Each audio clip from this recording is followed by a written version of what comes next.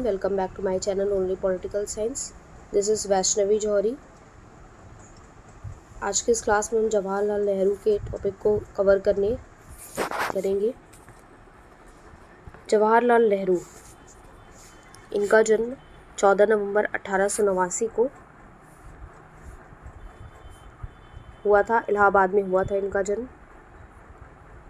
इलाहाबाद में हुआ था। Was an Indian anti colonial nationalist, statesman, secular, humanist, social democrat and author who was a center figure in India during the middle of the 20th century. Jawaharlal Nehru को 1955 में भारत रत्न भी दिया गया था। ये इम्पॉर्टेंट है, आप लोग इसको नोट कर लीजिए। 1929 में इन्हें लाहौर अधिवेशन में कांग्रेस के ये अध्यक्ष बने थे। इसी अधिवेशन में कांग्रेस ने पूर्ण स्वतंत्रता को अपना लक्ष्य घोषित किया। इन्होंने गांधी जी के साथ मिलकर कांग्रेस के प्रमुख आंदोलनों में भी भाग लिया था। तो हम ये देख सकते हैं कि इंडिपेंडेंस के लिए इन्होंने काफ़ी अपना कंट्रीब्यूशन किया था। गांधी जी के साथ मिलकर भी इन्होंने बहुत से मूवमेंट्स में ये शामिल हुए थे और कांग्रेस में ये 1912 में शामिल हुए थे, 1912 में शामिल हुए थे कांग्रेस में। और उसके बाद कांग्रेस में 1912 में ही पहली बार ये कांग्रेस के बांकीपुर अधिवेशन जो सेशन था बांकीपुर में प्रतिनिधि रिप्रेजेंटेटिव के रूप में ये सम्मिलित हुए थे। 1955 में इन्हें भारत रत्न सर्वोच्च सम्मान, देश का सर्वोच्च सम्मान इन्हें दिया गया था। और हम ये भी जानते हैं कि 14 नवंबर को बाल दिवस इनके जन्म दिवस पर ही मनाया जाता है और ये चाचा नेहरू के नाम से प्रसिद्ध थे। 1947 में ये भारत के पहले प्रधानमंत्री, फर्स्ट प्राइम मिनिस्टर बने। यहाँ पर आप लोग देख सकते हैं कि first prime minister for 16 years. Nehru promoted parliamentary democracy, ये संसदीय लोकतंत्र, secularism and science and technology, विज्ञान और तकनीकी को काफ़ी ये महत्व देते थे। इनकी अगर हम बुक्स की बात करें तो discovery of India, letters from a father of his daughter 1929, autobiography 1936, towards freedom autobiography, आप इसको नोट कर लीजिए, and the discovery of India 1946 have been read around the world, काफ़ी फेमस है। इसके साथ साथ a bunch of old letters, the unity of India भी काफ़ी इनकी फेमस वर्क्स हैं। The son of Motilal Nehru, a prominent lawyer and Indian nationalist, Jawaharlal Nehru was educated in England. इनकी शिक्षा कहाँ पर हुई थी? इंग्लैंड में हुई थी, Trinity College, Cambridge, and trained in the law at the Inner Temple. He became a barrister, return to India, India वापस आ जाते ही enrolled at the Allahabad High Court and gradually began to take an interest in national politics, which eventually became a full-time occupation. He joined the National Congress. मैंने यहाँ अभी आपको बताया कि 1912 में ये कांग्रेस में ये भाग लेते हैं, सम्मिलित हो जाते हैं। As Congress President in 1929, Nehru called for complete independence from the British Raj. तो 1929 के जो लाहौर अधिवेशन हुआ था उसमें कांग्रेस के ये अध्यक्ष बनते हैं, प्रेसिडेंट। और उसके बाद इसी अधिवेशन में इन्होंने कांग्रेस की पूर्ण स्वतंत्रता, कंप्लीट इंडिपेंडेंस, यहाँ पर आप लोग देख लीजिए, इसको इन्होंने का लक्ष्य घोषित किया था। अवार्ड मैंने पहले ही बताया, 1955 में इन्हें भारत रत्न मिला था, देश का सर्वोच्च सम्मान। Contribution in Indian freedom movements, बहुत से इनके कंट्रीब्यूशन है।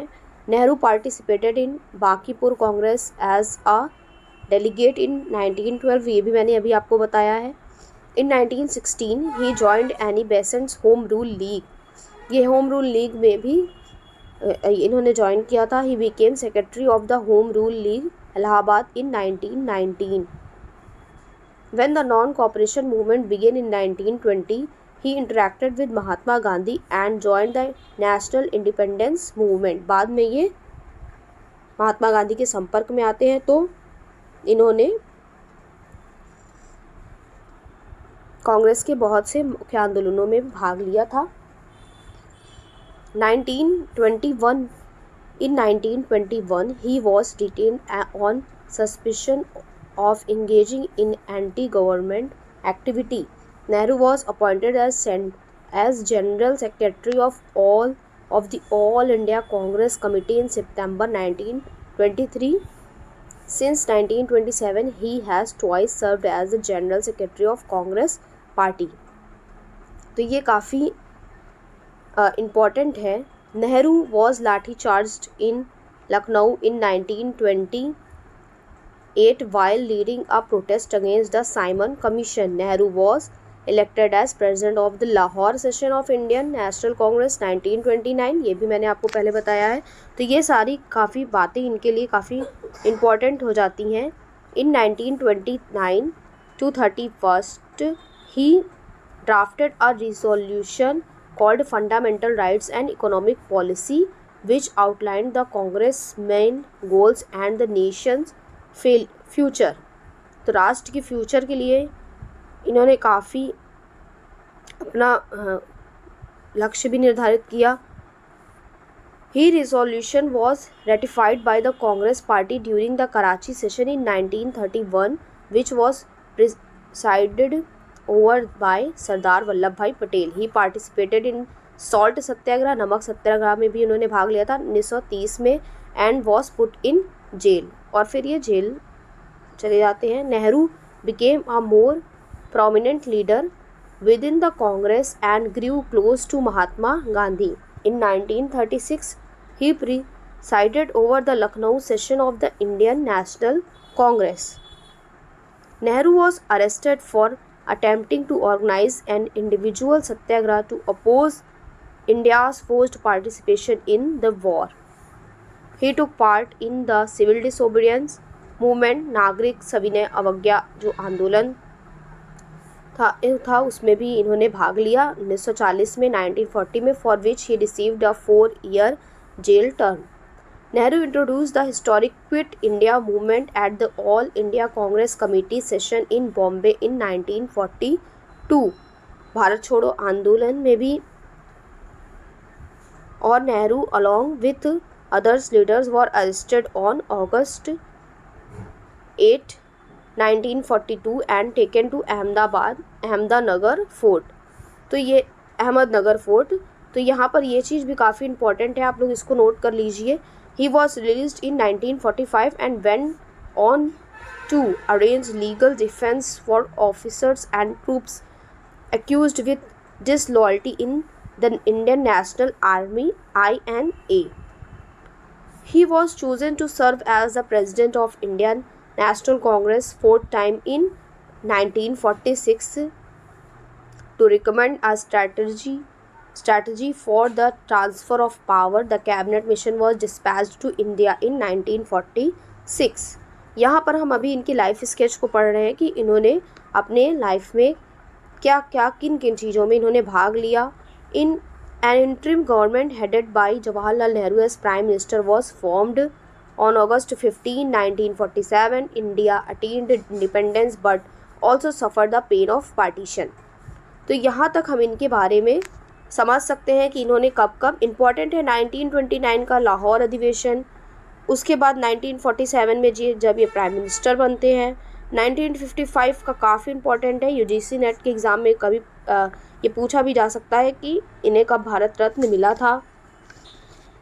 और 1912 में जब ये कांग्रेस में शामिल होते हैं. तो ये सारे ईयर आप याद कर लीजिए और अपने कॉपी में नोट कर लीजिए.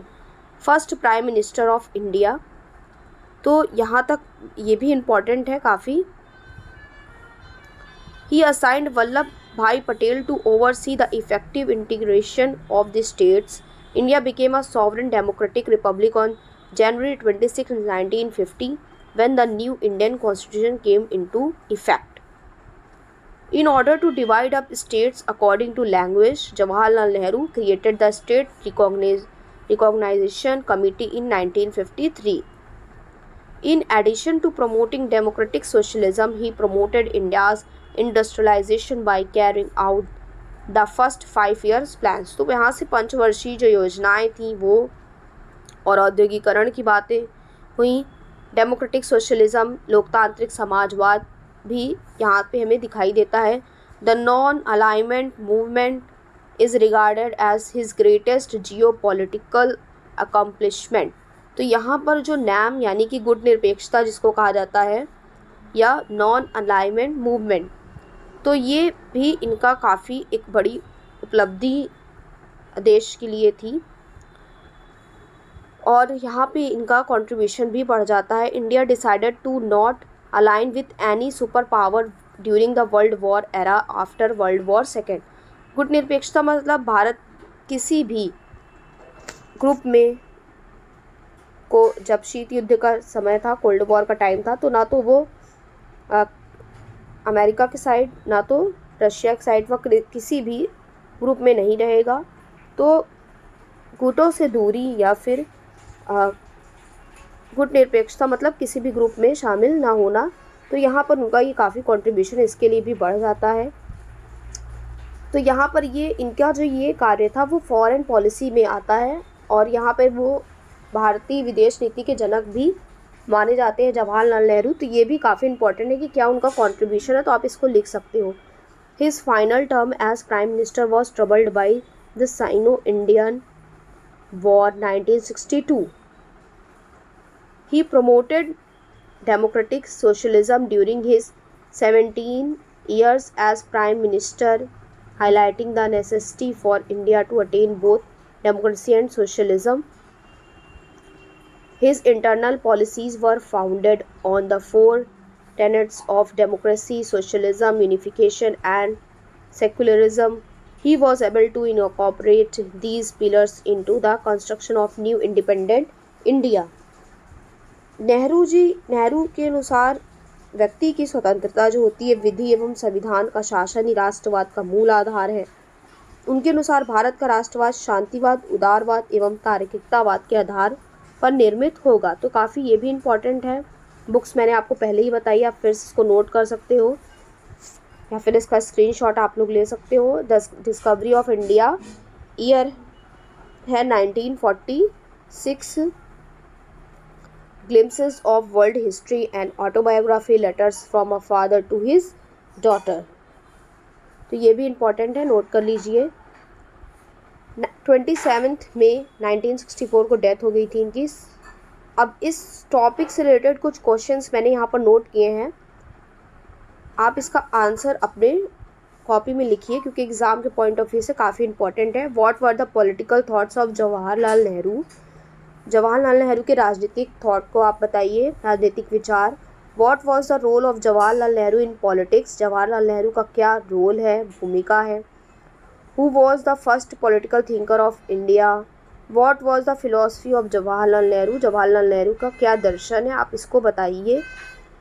पंडित जवाहरलाल नेहरू के राजनीतिक विचारों की संक्षेप में आलोचनात्मक विवेचना कीजिए। पंडित जवाहरलाल नेहरू के जो भी राजनीतिक विचार हैं उनकी आप आलोचनात्मक विवेचना कीजिए, यानी कि आपको यहाँ पर क्रिटिसिज्म जो भी हुआ है वो आप लिख सकते हो। अथवा पंडित जवाहरलाल नेहरू के राजनीतिक विचारों की विवेचना कीजिए।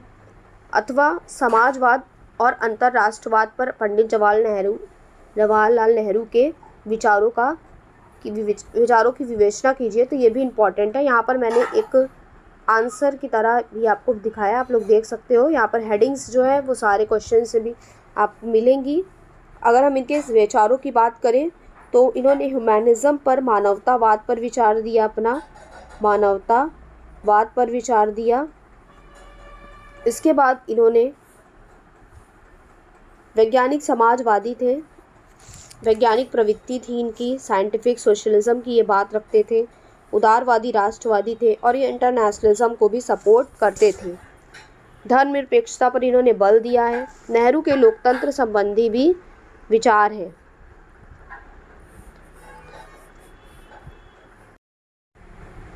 इनके कुछ विचार नेहरू के लोकतंत्र संबंधी भी विचार हैं और जिससे क्वेश्चन पूछता है कि लोकतंत्र संबंधी विचार बताइए या फिर मार्क्सवाद व साम्यवाद के प्रति इनकी दृष्टिकोण बताइए। धर्मनिरपेक्षता पर इन्होंने जो बल दिया उससे संबंधित इनके विचार बताइए। तो यहाँ से क्वेश्चन इस टाइप के आते हैं। तो आप लोग इसको देखिए कि श्रीमती सुचेता कृपलानी ने नेहरू के बारे में ठीक ही कहा था। नेहरू जी का जीवन बहुमुखी रहा है। वह एक कुशल राजनेता, अनुभवी राजनयिक योद्धा, प्रभावशाली लेखक थे। सबसे ज़्यादा वे मानवता के पुजारी थे। यानी कि यहाँ पर हम ह्यूमैनिज्म की भी बात इनके विचारों में हम देख सकते हैं कि इन्होंने मानवतावाद पर भी और व्यक्ति की नैतिकता में इन्होंने आस्था रखी थी। श्री नेहरू अपने विचारों के कारण सिर्फ भारत में ही नहीं बल्कि संपूर्ण विश्व में चर्चित हुए तथा उन्हें बहुत प्रशंसा मिली। वे सिर्फ एक राजनीतिक नेता के रूप में नहीं वरन राजनीतिक विचारक के रूप में भी सम्मानित हुए। उनके विचार निर्भीक थे और उन्होंने सिर्फ उन्हीं विचारों को अपनाया जिनमें उनकी गहरी आस्था थी। भारत नया नया स्वतंत्र हुआ था। वे प्रथम प्रधानमंत्री थे, लेकिन विश्व के शक्तिशाली गुटों में से किसी भी एक के प्रभाव के कारण उन्होंने अपने विचार प्रकट करने में भी संकोच नहीं किया। यहाँ पर हम उनकी गुटनिरपेक्षता की बात को देख सकते हैं जो कि 1961 में आई थी। उनके साहस और निर्भीकता से कहे गए विचारों को विश्व ने सुना और उन पर चलने के मार्ग को ही विश्व शांति के लिए श्रेष्ठ पाया। विश्व की कई आर्थिक, सामाजिक और राजनीतिक समस्याओं का उन्होंने गंभीर से अध्ययन किया था तथा उनके संबंध में मौलिक ढंग से चिंतन भी किया था। इन समस्याओं के संबंध में नेहरू ने जो विचार व्यक्त किए उससे वे उच्च कोटि के राजनीतिक माने जाते हैं। नेहरू के राष्ट्रवाद संबंधी विचार। नेहरू जी ने लिखा है, हिंदुस्तान मेरे खून में समाया हुआ है तथा उसमें बहुत कुछ ऐसी बातें हैं जो मुझे स्वभावतः प्रेरित करती हैं। राष्ट्रवाद से संबंधित उनके विचार काफ़ी इम्पोर्टेंट हैं। उन्होंने भारतीय संस्कृति और उसकी गहनता,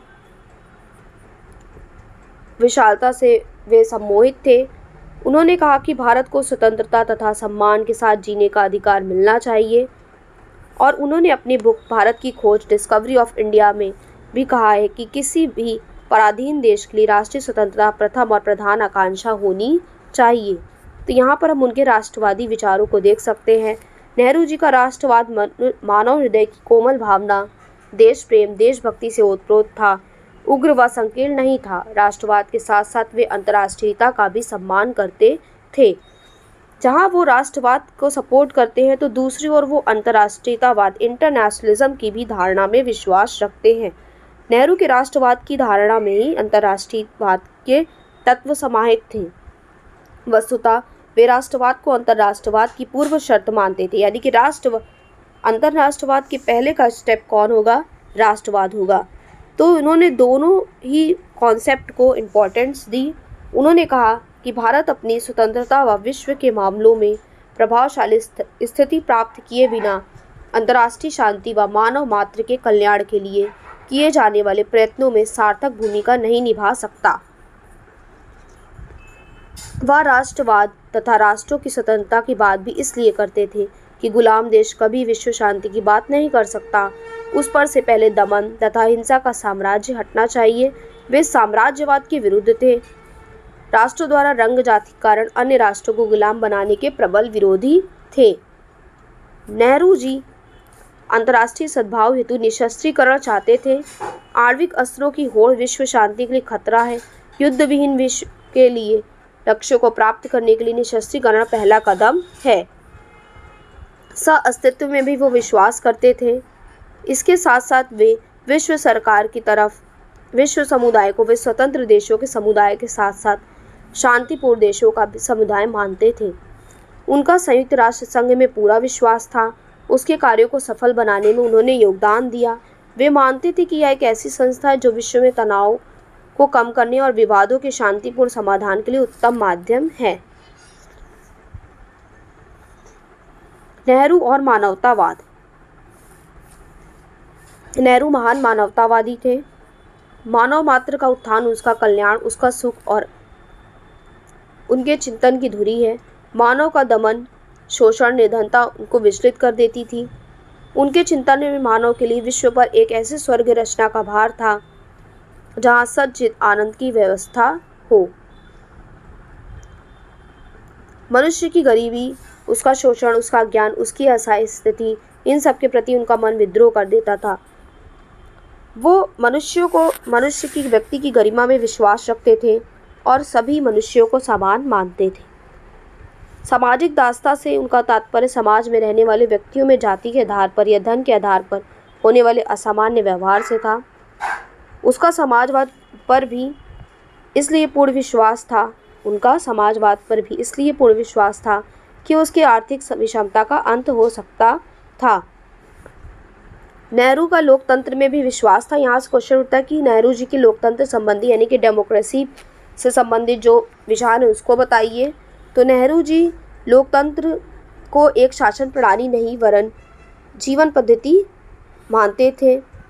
नेहरू लोकतंत्र को एक ऐसी शासन पद्धति मानते थे जिसमें शांतिपूर्ण तरीकों से समाज में परिवर्तन किया जा सकता है। व्यक्तिगत स्वतंत्रता, समानता और आर्थिक न्याय को मिलाकर लोकतंत्र का निर्माण हो सकता है। उनका कहना था, लोकतंत्र सामाजिक, आर्थिक न्याय व व्यक्तिगत गरिमा में समन्वय का साधन है। लोकतंत्र के उद्देश्य की पूर्ति हेतु उन्होंने डिसेंट्रलाइजेशन, विकेंद्रीकरण पर बल दिया तथा आर्थिक सामाजिक लोकतंत्र में वे विश्वास करते थे। उनका मत था कि आर्थिक स्वतंत्रता और समानता के बिना राजनीतिक स्वतंत्रता अर्थहीन है। राज्य के समक्ष सभी नागरिक समान होने चाहिए और किसी भी प्रकार का भेदभाव नहीं किया जाना चाहिए। और उन्होंने यह भी कहा कि लोकतंत्र को सफल बनाने का सबसे बड़ा उत्तरदायित्व जनता का है। जनता के द्वारा ही लोकतंत्र की सफलता हो सकती है। नेहरू के समाजवाद संबंधी भी विचार थे। पंडित जवाहरलाल नेहरू समाजवादी थे, सोशलिज्म पर वे विश्वास रखते थे। वे ऐसा समाज चाहते थे जिसमें कम से कम विषमता हो, लेकिन नेहरू का समाजवाद भारतीय समाजवाद था। वे भारतीय समस्याओं का भारतीय समाधान चाहते थे।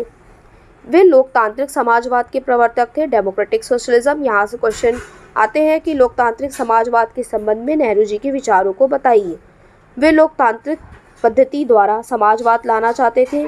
बिना हिंसा, बिना रक्तपात किए वे देश में समाजवाद की स्थापना करना चाहते थे। इसलिए समाजवादी होते हुए भी श्री नेहरू साम्यवादी नहीं थे। वे मार्क्स के मूल सिद्धांत तथा सोवियत रूस की उपलब्धियों से प्रभावित थे, लेकिन हिंसा और वर्ग संघर्ष की भावनाओं से वे सहमत न थे। उन पर प्रमुख प्रभाव ब्रिटेन के राज्य समाजवादियों का था। नेहरू पर गांधी जी का भी गहरा प्रभाव था। गांधीवाद ने नेहरू के क्रांतिकारी विचारों को संयत और संतुलित रूप प्रदान किया। यहाँ पर वो मिश्रित अर्थव्यवस्था को भी सपोर्ट करते थे। नेहरू भारत की अर्थव्यवस्था को सुदृढ़ करना चाहते थे। भारत से निर्धनता और बेकारी समाप्त करने में उन्होंने अपना पूरा योगदान दिया। वे औद्योगिकरण के पक्ष में थे। आर्थिक प्रगति के लिए नेहरू का स्पष्ट मत था, आर्थिक विषमता को दूर करने के लिए उत्पादन की वृद्धि आवश्यक है। इसके साथ साथ इन्होंने पंडित जवाहरलाल नेहरू के कुछ सांप्रदायिकता संबंधी भी विचार हैं। नेहरू जी ने भारत की तत्कालीन राजनीतिक स्थिति को ध्यान में रखते हुए विचारों का प्रतिपादन किया तथा इसी कड़ी में उन्होंने सबसे पहले धर्म और राजनीति के संबंध को निर्धारित करने का प्रयास किया। उन्होंने संकीर्ण धार्मिकता का विरोध करते हुए सांप्रदायिकता को राष्ट्रीय एकता, अखंडता के लिए घातक, हिंसा व अलगाव को बढ़ाने वाली कहा। इसलिए उन्होंने धर्म को नैतिक मान्यताओं को स्वीकार करते हुए धर्मनिरपेक्ष राज्य की स्थापना पर बल दिया। नेहरू जी उच्च कोटि के विचारक थे। उनके विचारों ने विश्व को नेता बना दिया। उन्हें विश्व का नेता बना दिया। उन्हीं के कारण पश्चिम में पूर्व की आवाज़ सुनी जाने लगी। स्वतंत्रता प्राप्ति के लिए संघर्ष करने वाले देश उन्हें अपना सच्चा हमदर्द और मसीहा मानते थे।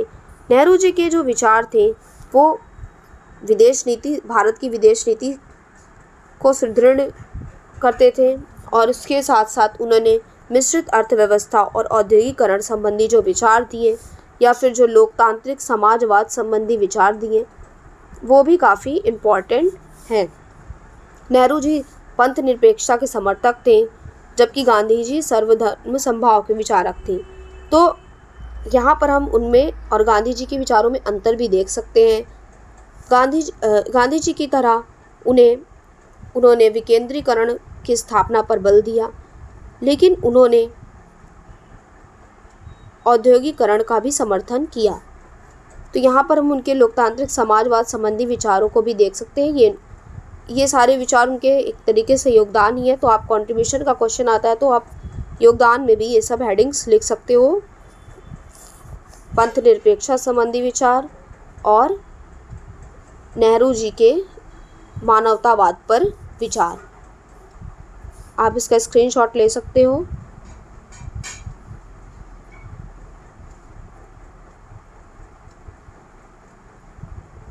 नेहरू और समाजवाद, लोकतंत्र में पूर्ण विश्वास, नेहरू और मानवतावाद, नेहरू व अंतर्राष्ट्रीयतावाद, नेहरू के राष्ट्रवाद संबंधी विचार।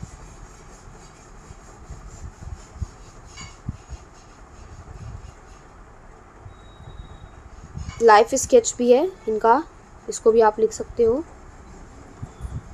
Thank you for watching my channel.